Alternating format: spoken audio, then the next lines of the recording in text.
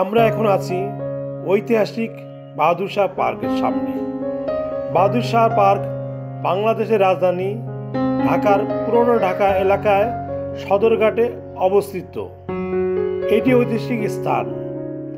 1800 শতকের শেষের দিকে এখানে ঢাকায় অ্যামোনিয়া বিলিয়ার্ড ক্লাব ছিল, যাকে স্থানীয়রা নাম দিয়েছিল আন্টা ঘর। বিলিয়ার্ড বলকে স্থানীয় আন্টা নামে অভিহিত করত, সেখান থেকে এসেছে আন্টা ঘর কথাটি। ক্লাব ঘরের সাথেই ছিল একটি মাঠ বা ময়দান। আন্টা ঘর ময়দান নামে পরিচিত ছিল।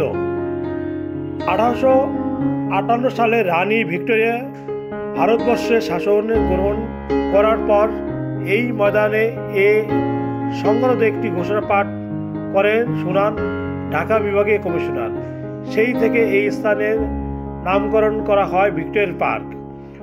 1957 সালে আগ পর্যন্ত পার্কটি ভিক্টোরিয়া পার্ক নামে পরিচিত ছিল।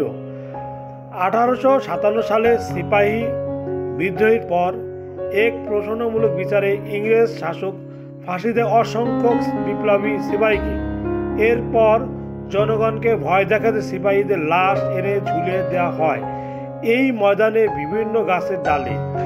1957 সালে মতান্তরে 1961 সিপাহী বিদ্রোহর শতবার্ষিকী পালন উপলক্ষে এখানে একটি স্মৃতিসৌধ নির্মাণ করে পার্কের নাম পরিবর্তন করে রাখা হয় বাহাদুর শাহ পার্ক।